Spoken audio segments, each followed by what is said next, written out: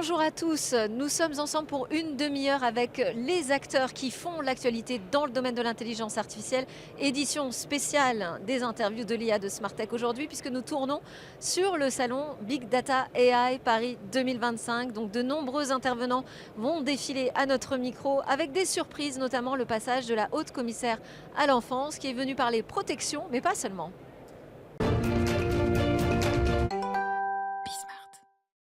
Alors on a la haut-commissaire à l'enfance, la haute commissaire, je devrais dire d'ailleurs, à l'enfance, auprès du ministère du Travail, des Solidarités, de l'Enfance qui vient ici sur le salon Big Data AI. C'est plutôt une surprise d'être venue porter la bonne parole, j'imagine, pour sensibiliser tout cet écosystème à l'importance aujourd'hui de protéger les enfants dans l'univers du numérique. Vous avez eu quel accueil sur les stands? Franchement, ils nous attendaient beaucoup, c'est vrai, sur les questions de protection.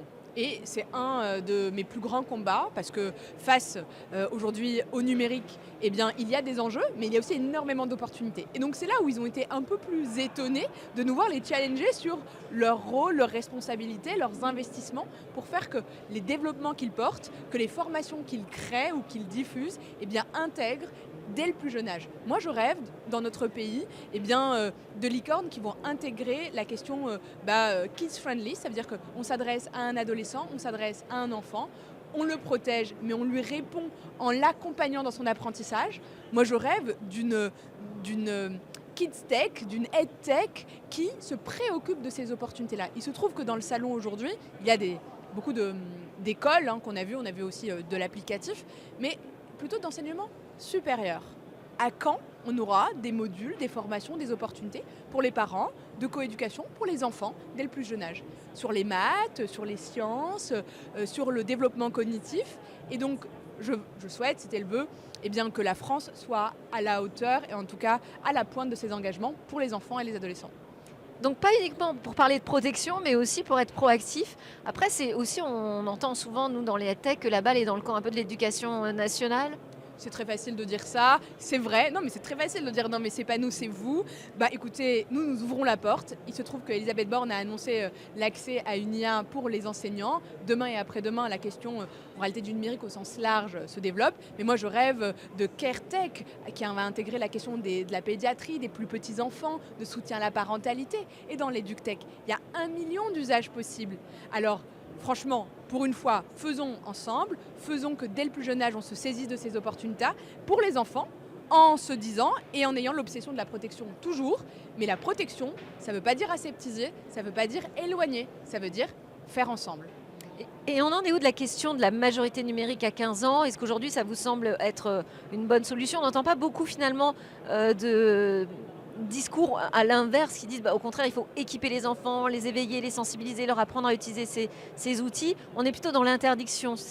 Non, en réalité, on est dans les deux. Moi, pour le coup, c'est un « et » absolument nécessaire.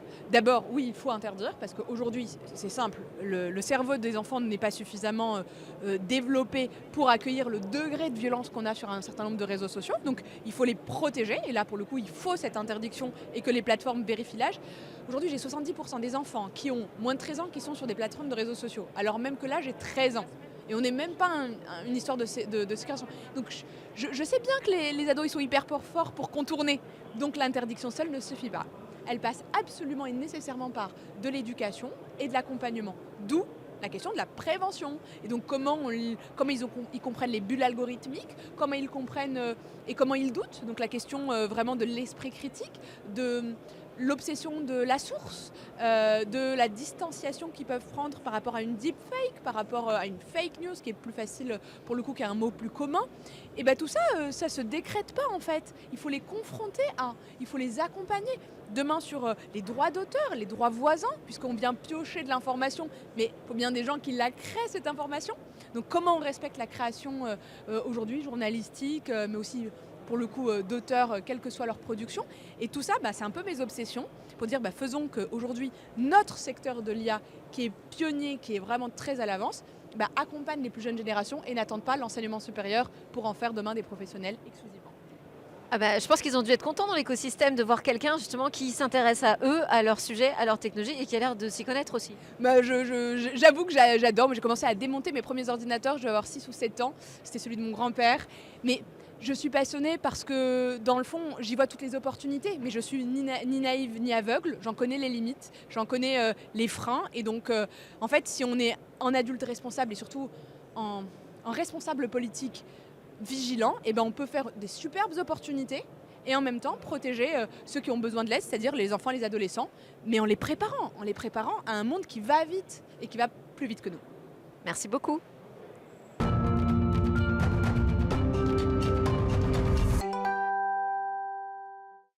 Bonjour Sébastien Demilleville, merci d'être passé au micro de Smartech sur ce salon Big Data et AI. Vous êtes le DG d'HeroX, qui est un groupe de communication au sein duquel vous développez une nouvelle agence 100% spécialisée en intelligence artificielle, une agence de création publicitaire 100% IA. Qu'est-ce que ça veut dire? Ça veut dire qu'il n'y a plus de créatifs, il n'y a plus que des prompteurs?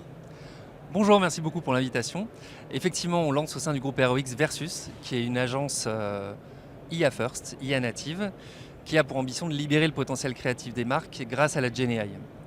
Ce qu'on pense aujourd'hui, c'est que on est, et puis on le voit ici au salon Big Data et AI, qu'on est probablement à l'aube d'une révolution technologique, sociétale, voire civilisationnelle, et que ça, pour des marques, pour des annonceurs, ça fait tomber tout un tas de barrières, et ça leur permet d'accéder à des niveaux de production, à une qualité, à une exigence auxquelles ils n'avaient pas forcément accès auparavant. Il y a tout un tas de barrières qui tombent. Pour répondre précisément à la question, on est une agence, on n'est pas un studio de production. Ce qui veut dire qu'on réinvente un petit peu le modèle de l'agence traditionnelle. Néanmoins, on garde au cœur de la proposition de valeur de Versus un accompagnement stratégique, un accompagnement de conseil, la forte compréhension de l'ADN d'une marque, d'un annonceur, des problématiques.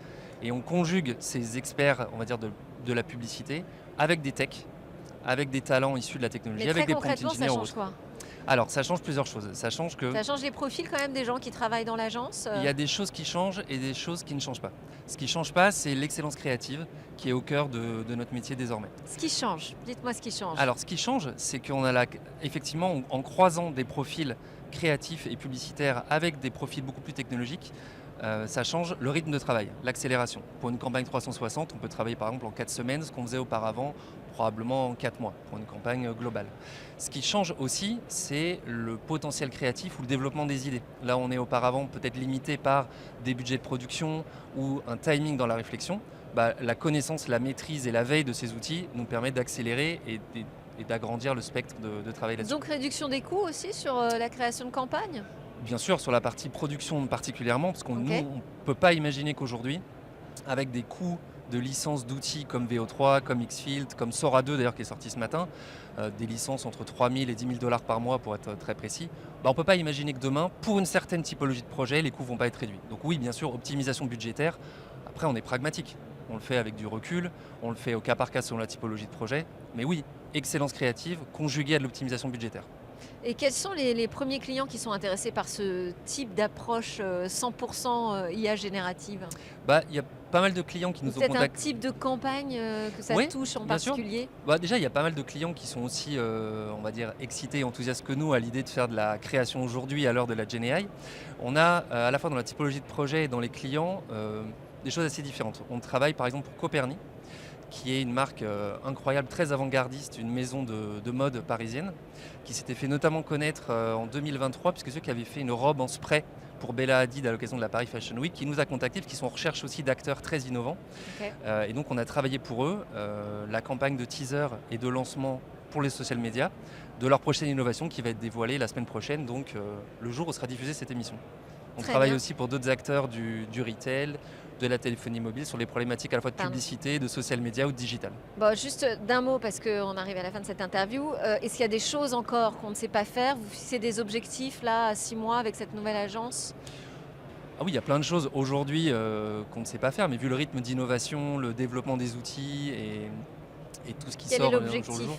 à terme avec Versus? D'arriver à L'objectif, faire quoi? c'est d'accompagner aujourd'hui tous les annonceurs et les marques à utiliser pleinement le potentiel de la GenAI pour démultiplier leur potentiel créatif. Merci. Merci beaucoup.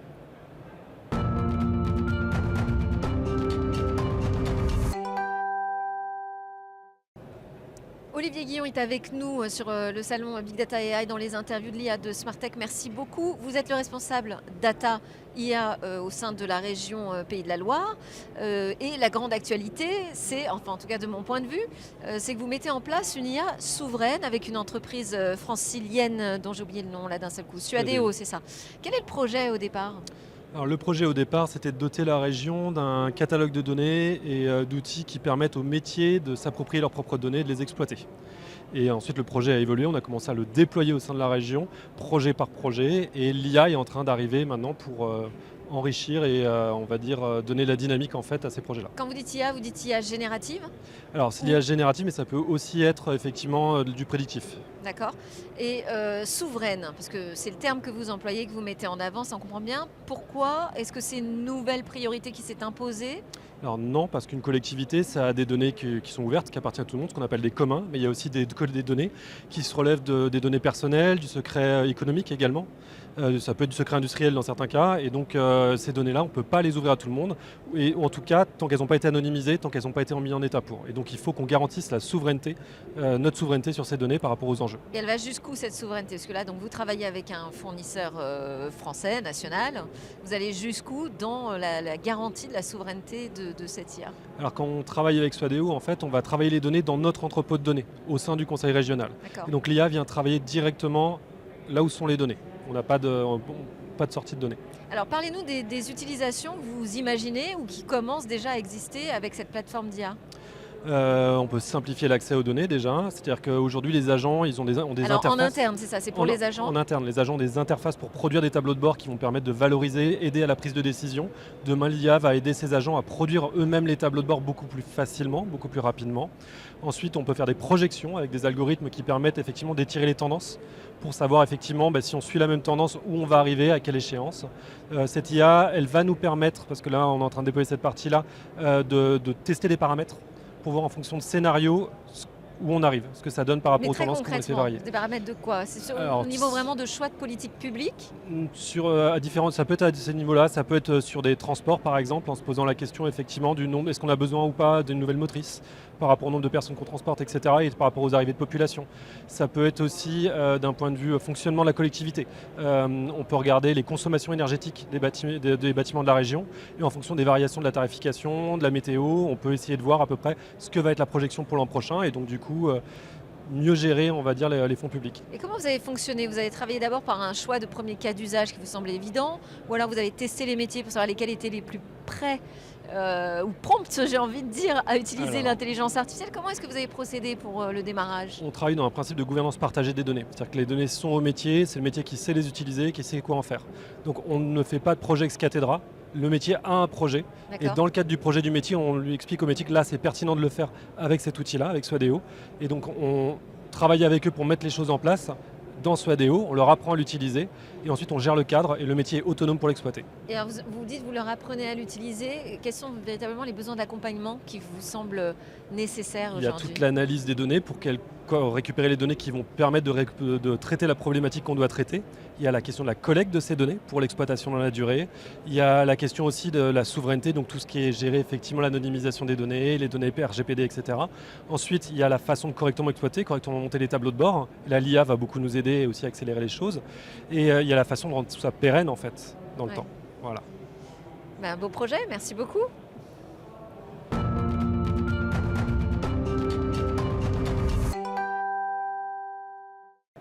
Très heureuse d'avoir dans Smartech pour les interviews de l'IA Mathieu Giannichini. Bonjour. Bonjour. Vous êtes le directeur général adjoint de Simplon, organisme de formation à impact sociétal dans le champ de l'économie solidaire et sociale.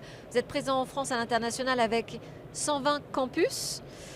Plus de 40 000 personnes formées depuis la création de Simplon en 2013. Voilà, on connaît bien Simplon. Il y a une nouveauté dont vous allez nous parler. C'est une formation à l'IA agentique. C'est d'ailleurs le thème de la conférence que vous donnez ici au salon Big Data et AI. Comment ? Parce qu'on en est, j'ai l'impression, déjà au stade où on doit former à l'IA générative. Comment est-ce qu'on va former à l'IA agentique ? Alors tout ça va vite, très vite. On est habitué dans le monde de la tech à suivre les tendances pour rester sur un fort levier d'employabilité. Effectivement, là tout s'accélère avec l'IA et l'IA agentique. Donc chez Simplon, on forme à l'IA depuis déjà 2017, mais il faut suivre le mouvement à l'intérieur de cette grande famille de l'IA.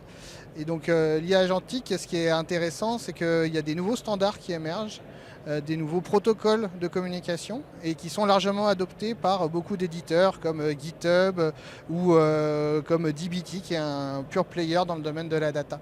Et ces tendances-là, il faut qu'on accompagne ça dans des formations et c'est pour ça qu'on a créé un parcours qui va se lancer début 2026 de développeurs en intelligence artificielle et IA agentique. D'accord. Par quel bout vous le prenez? Donc ce sujet par le bout donc de la programmation, c'est ça? Tout à fait, parce qu'en agent Mais on IA, commence par faire de la programmation en IA et ensuite en IA agentique dans la formation ou ce sera vraiment le niveau 2 tout de suite? non, c'est le même niveau, c'est un équivalent bac plus 4 dans nos formations où D'accord. on a aussi la version pour faire de l'upskilling de collaborateurs, parce qu'il faut arriver à suivre aussi les tendances quand Oui. on est salarié de son entreprise. Et le principe, c'est qu'un agent IA, c'est avant tout une application. Donc on reste dans le software engineering, mais cette application embarque des LLM, des modèles de langage et des standards de communication pour pouvoir s'interfacer avec un écosystème. Et vous avez commencé, j'imagine, à sonder la demande donc du côté de l'industrie, mais aussi du côté des gens qui sortent de formation ou qui veulent travailler sur la reconversion. Alors oui, on a Vous allez ouvrir une formation à combien de personnes à peu près en c'est des 2026? cohortes de 20 personnes, donc on va 20 lancer personnes. un premier bootcamp de 20 personnes. Il faut arriver à anticiper les tendances du marché, puisqu'on va avoir des formations qui vont être de l'ordre de 5-6 mois. Donc la nôtre, là, elle va faire 6 mois environ. Et donc, dans 6 mois, où est-ce qu'on en sera? Tout ça va tellement vite qu'il faut C'est vrai. prendre le tournant à temps. Alors Mathieu, vous êtes à l'origine du Pedagogical Studio, qui est la R&D, on va dire, chez Simplon. Comment est-ce qu'on décide et comment est-ce qu'on fait pour mettre la technologie vraiment au service des individus? Ce qui est la mission de Simplon. Comment on s'y prend? Comment on réfléchit à ça? Alors, il y a deux aspects. C'est nous, notre métier, c'est de maintenir à l'emploi ou de remettre à l'emploi sur des reconversions. Donc, comment on est sur des métiers en tension. Et donc, pour ça, soit il y a des diplômes qui existent, soit grâce à notre organe de R&D et ce studio pédagogique, si les diplômes n'existent pas, on a la capacité d'aller les créer. Donc, c'est pour ça qu'on a créé plusieurs diplômes, dont un diplôme dans l'intelligence artificielle qui est reconnu par France Compétences. Donc, ça, c'est un premier aspect. Parce qu'il y a énormément de formations dans le numérique aujourd'hui. Énormément de formations. D'ailleurs, on a l'impression qu'il y a un début de consolidation, parce que Simplon a même racheté la Wake School, tout à voilà, fait. ouais. Tout à fait. Et il y a un début de consolidation, mais toujours avec cette thématique de là où il y a 10 ans, un développeur web trouvait de l'emploi, c'est fini. Le développeur web, maintenant, il doit être augmenté par IA, il doit pouvoir évoluer et ça doit pouvoir être renforcé dans ses compétences. Merci beaucoup Mathieu. Merci beaucoup.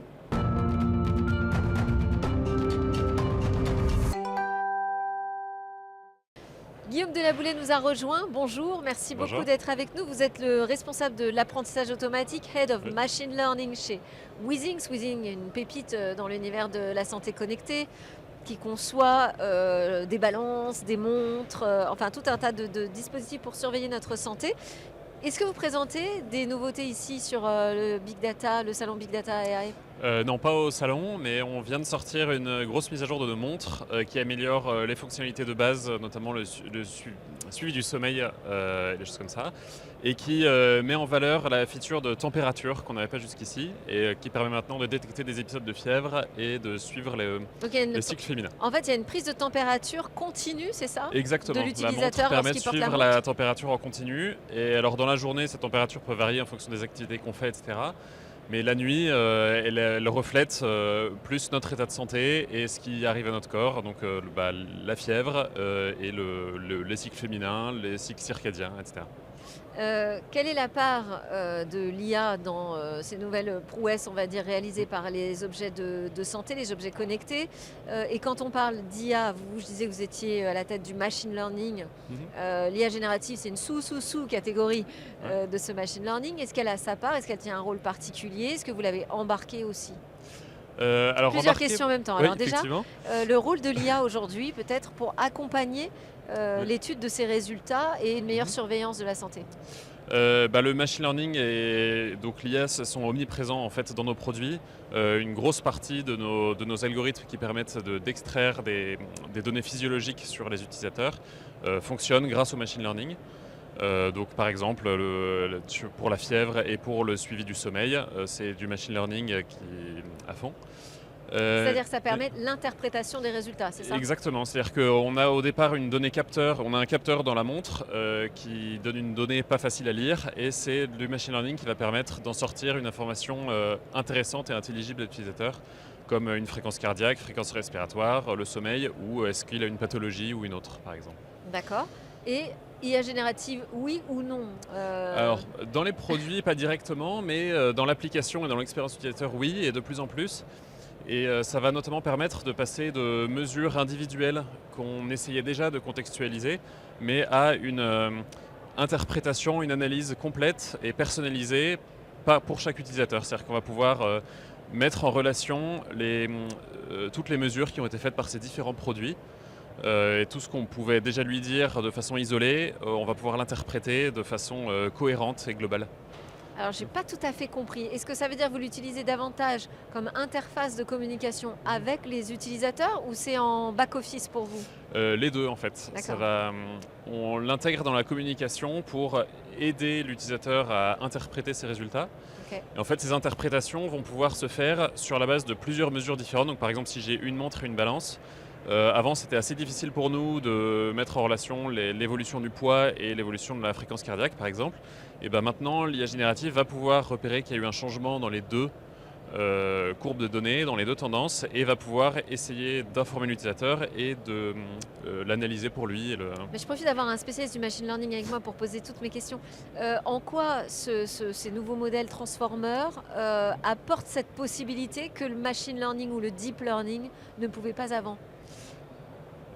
C'est extrêmement multi-usage de base. Ça arrive à comprendre n'importe quel type de données sans avoir un apprentissage spécifique sur chaque problème. D'accord. Donc en fait, vous gagnez du temps aussi, c'est ça, sur le exactement, temps vous gagnez d'apprentissage? énormément de temps. Il y a, sur cette analyse personnalisée qu'on voulait donner aux utilisateurs, c'est quelque chose qu'on veut faire depuis très longtemps, mais qui demandait des efforts beaucoup trop grands pour ce qu'on pouvait faire. Et avec l'IA générative, on a des modèles qui sont capables de le faire plus facilement, tout seul, enfin plus vite. Et ici, sur le salon Big Data AI, est-ce que vous venez regarder un peu ce qui se passe autour, faire un marché sur d'autres technologies? On cherche à se maintenir au courant de ce qui se passe et à regarder Et on comment vient vous avance l'industrie, solliciter ça avance aussi? vite. Pour l'instant, non, mais sans doute ça va venir. Et voilà, ouais, je présente une conférence demain donc, Sur quel sujet? sur comment intégrer l'IA dans des dispositifs connectés pour un suivi médical au quotidien. Vous nous avez déjà tout expliqué, merci beaucoup. Exactement. Merci à vous.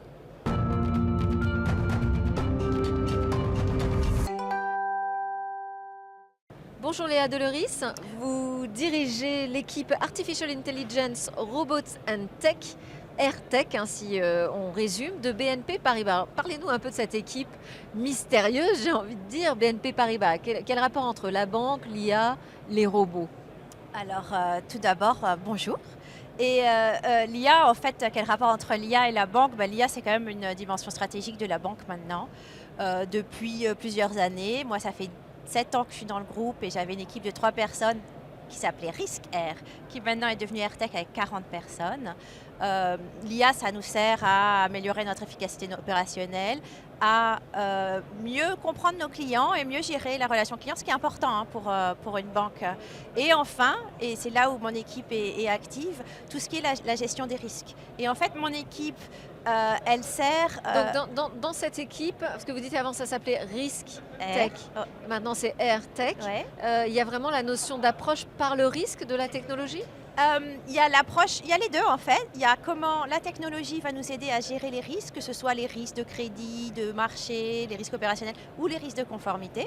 Parce que je suis entre Ouais. mon équipe travaille sur les risques et la conformité, mais aussi, et ça on travaille beaucoup sur les risques de la technologie. Et la partie robotique? Ah, les robots. Alors les robots en fait c'est tout ce On qui parle de est... robots logiciels, d'automatisation, C'est ça. ou on parle vraiment de robots avec des bras mécaniques? Non. On parle de robots comme dans Robotic Process Automation, Ok. qui sont finalement des systèmes pour automatiser et aider. Il y a beaucoup de tâches manuelles dans la banque qui viennent de la difficulté de la multiplicité des systèmes d'IT et des demandes réglementaires qui font qu'on ne peut pas toujours avoir l'IT qui évolue assez vite et donc du coup beaucoup de tâches manuelles. Les robots sont là pour aider ces tâches manuelles et en fait l'IA et les robots, ça va vers ce qu'on appelle maintenant Agentic AI. Donc c'est sur quoi je parlais tout à l'heure. On n'en est Donc, pas lors encore d'une là. conférence là, Voilà, sur le exactement. salon Big Data AI où nous sommes en ce moment même. Pardon. Exactement. Et c'est pour expliquer qu'en fait, le process, la data et l'automatisation et l'IA maintenant, c'est un tout. Vers lequel finalement on a besoin d'aller et on a besoin d'équipes qui connaissent les sujets pour pouvoir accompagner, pas pouvoir nécessairement faire, pouvoir accompagner et trouver les directions stratégiques, enfin les bons process et comment avancer là-dessus. Et quel est votre regard sur, parce que là vous parlez d'IA agentique, mais sur l'IA générative et les risques aujourd'hui que ça comporte? On entend beaucoup de travail et de progrès sur la question des hallucinations, mais aussi sur le fait que c'est un peu inhérent finalement à la manière dont ces transformers fonctionnent de manière probabiliste. C'est ça. Comment est-ce que vous abordez cette question alors que justement vous travaillez sur la question du risque? Alors, l'aspect probabiliste, il n'existait pas qu'avec les generative AI, mais aussi avec finalement l'IA traditionnelle. Et je vais répondre à votre question, mais ce qui m'amuse, c'est que cette capacité de se tromper était un problème quand on voulait vendre nos solutions aux utilisateurs. Et maintenant, parce que c'est sous forme de texte au lieu d'être sous forme de chiffres, ils ont plutôt tendance à vouloir accepter sur 3 exemples, comme pour les crèmes de soie, plutôt que quand on leur avait testé sur 1000 exemples et qu'il y en avait quelques-uns qui ne marchaient pas. Donc ça, c'est un problème qu'on a souvent. Et en fait, il y a tout un système de gestion qui fait que on a des décisions qui sont prises, on a des personnes qui sont responsables des solutions. Ces personnes, elles doivent voir dans quelle mesure ça fonctionne pas. Et on met en place aussi du monitoring, c'est-à-dire que quand la solution est en marche, on suit, comme on suit dans les hôpitaux les informations importantes sur le patient. Nous, on suit des informations importantes sur nos systèmes d'IA, que ce soit génératif, traditionnel, pour voir s'ils commencent à dériver trop et prendre des décisions si c'est nécessaire. D'accord, donc vous mettez en place des processus gouvernances, automatisés et des décisions pour pas automatisés, ceux-là sont parfois automatisés mais suivis aussi par des humains. Mais au cœur en fait de la gestion des risques, c'est la responsabilité humaine, c'est-à-dire qu'il y a une personne qui est responsable de cet outil. Merci beaucoup Léa Deloris, et puis je vais remercier tout le monde de nous avoir suivis. C'était donc les interviews de l'IA dans Smartech. On était aujourd'hui en édition spéciale sur le salon Big Data AI Paris 2025. On se retrouve très vite sur la chaîne Bismart.